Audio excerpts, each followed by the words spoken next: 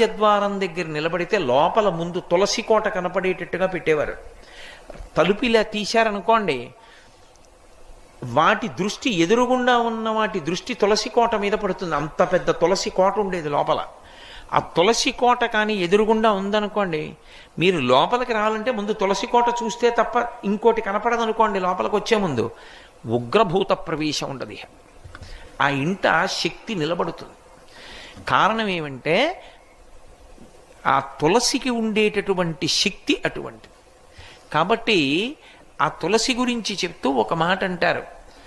ఆమె కళ్యాణి అని ఆవిడికి పేరు. కళ్యాణి అంటే సమస్త శుభములనిస్తుంది తులసి చెట్టు. అలాగే సమస్త భద్రములనిస్తుంది తులసి చెట్టు. అందుకే ఇప్పటికీ ప్రాణోత్క్రమణం అయిపోతోంది, ఆయన తులసి కోట దగ్గరికి వెళ్ళకపోతే కనీసం తులసి నీళ్లు పొయ్యండి అని తులసి నీళ్లు పోస్తారు.